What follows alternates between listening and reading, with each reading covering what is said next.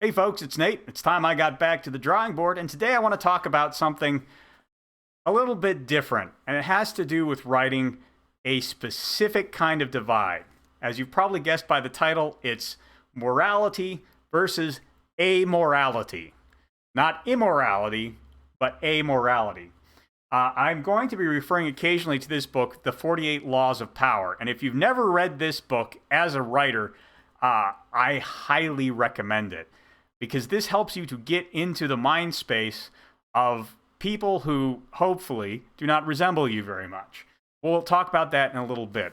But first, I want to talk about what exactly amorality is. A lot of people assume that amorality is where you ignore moral principles. That is not entirely correct. Amorality is when you have no moral driving principles at all. Rather, you are driven by some other principle. So you can have moral principles. You can say, well, I believe in honesty and lying is wrong. And you can be immoral and you can say, I believe in deception and it is better to lie to people than it is to tell them the truth. One of these things is moral, one of these things is immoral, and they're very easy to tell apart because they are directly contradictory. A lot of people think amorality is where you're in the center or where you are self-centered or something else like that. And there's some truth to that. A self-centered person can be amoral, but it doesn't necessarily mean they are amoral. For example, animals are amoral. They are not driven by moral principles. They are not driven by an opposition to moral principles. They are driven largely by a need to survive. So instead of making decisions based on morality, they will make decisions based on whether they are hungry and whether they can eat something. You might say they are gluttonous, but that's really not correct. They are not gluttons in the sense that, the Catholic Church might describe that particular deadly sin.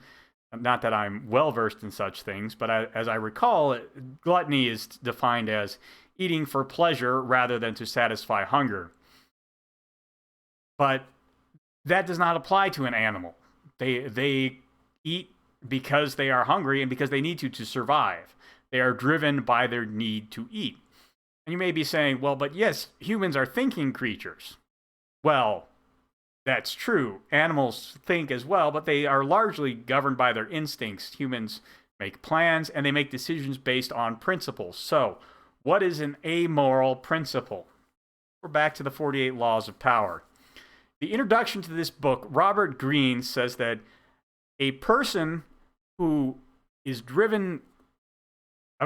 seeks power will always make decisions based on whether they can get power. What does that mean? Well, there are a number of principles in here that have to do with manipulating other people. They have to do with how you might gain their approval, their willingness to cooperate with you on some goal of yours. And once you have this willingness or cooperation, it is described as having power over them.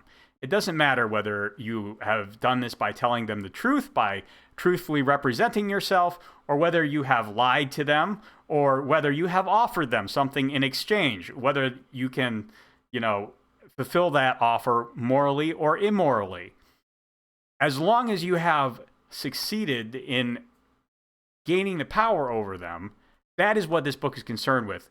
The kind of manipulations necessary to gain power.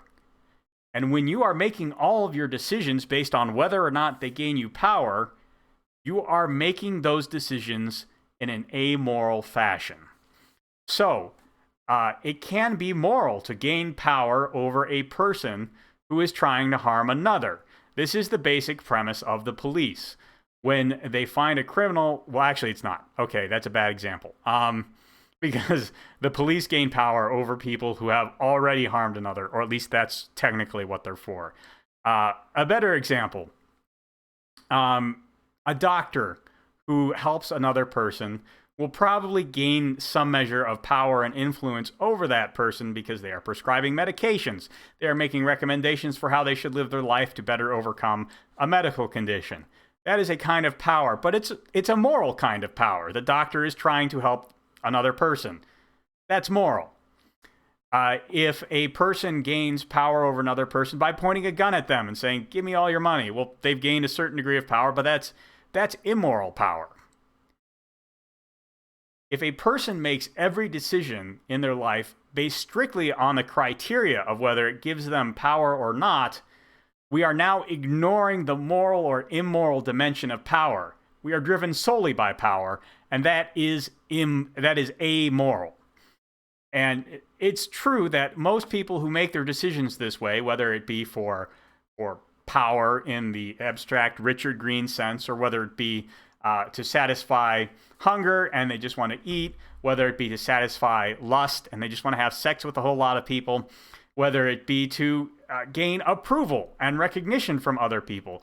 All of these people are behaving amorally, and they do tend to act harmfully more often than not. Because if you don't have a principle that is, devoted to reducing harm, which is one of the big components of acting in a moral fashion, you will tend to hurt people more often than not. Because it's very easy to hurt people.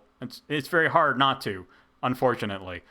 And I am discussing this in large part because our ability to discuss questions of motivation and morality has become very impoverished today. It's very common in the modern day and age to attribute all bad behavior to some kind of mixture of deprivation, privilege, or race. I'm not going to bother spending a whole lot of time defining those terms. You can find them on just about any kind of sociology paper or anything like that. They are the things our culture are obsessed with, and they are the only things they know how to talk about morality in terms of. People make bad actions because they don't have what they need to live their lives. People make bad actions because of some kind of notions about their race. People make bad actions because of some kind of notion about their station in the world. I find that is largely untrue in my own life. That's anecdotal, but I suspect, and in fact, most of those people I have talked to agree that that is not representative of the people they know who behave in harmful fashion either. What I tend to find is that a lot of people who cause a lot of damage in their lives are behaving in an amoral fashion. They have taken something like power, like some kind of hunger or lust or desire for approval, very common these days, and they have made that their guiding principle rather than moral principles.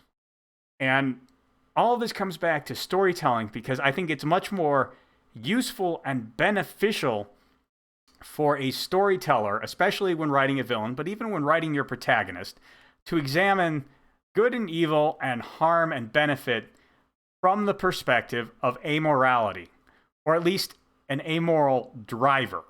I believe morality is real, and we should definitely address it in stories. But morality versus immorality is rarely a driver in people's behavior. Most drives are amoral, and is only in the ways they conflict with morals, or in the ways that the person ignores morals to carry them out, or in their complete lack of morality, true amorality, that we start to see the real intricacies of a moral story take shape. And I would highly recommend anyone who is attempting to write, especially a story with strong heroes and villains, begin with the amoral part of the story rather than the moral part of the story. And that will make a much more interesting moral tale, and also one that people can understand better. Now, not every story has to be like this. Superman, for example, is a character who is largely about his morals. He has so much power, he has to be, it seems. And be that as it may, oftentimes his villains are amoral. And it is only as they come into conflict with Superman's morals that we really get the story. Lex Luthor is the perfect example of this. He has the amoral goal of advancing humanity, which is, in some ways, a very noble goal. But he will make every decision based on how it advances humanity. This is why he won't work with Superman. Superman isn't a human being. He's an alien. He's Kryptonian. And Lex Luthor cannot work with him because of that. He's not human. Working with him will not advance humanity in any way, or at least so Lex Luthor perceives it. And this leads him to a number of very immoral actions, not just as relates to his refusal to work with Superman. Of course, he does a number of things that will advance humanity but hurt specific people, and he doesn't really care about the damage he does when, so this is the interesting collision between an amoral driver and morality. I think that a lot of times writers who are specifically looking to write about morality look to make that morality the center of the conflict in the story. And I think in order to make those stories stronger, you need to start with the amoral part of the story. Is it power? Is it lust? Is it hunger? Is it acceptance? Any of these things can be the amoral driver that puts conflict in place between a hero and a villain, or just two people trying to sort out what right and wrong is. Anyways, I think if writers can do that more often and in more stories, more nuanced stories, we will have a better cultural grasp on morality and why we so often go astray from it. And I really do think that our culture needs these kind of strong moral stories, especially right now. So I would really encourage any writers or authors out there who are hoping to put their hand into the creation of a strong moral story to think about it first from an amoral perspective. Anyways, I hope you enjoyed that. If you did, there's a like button and a subscribe button down below. You can let me know what you think in the comment box, and I'll talk to you later.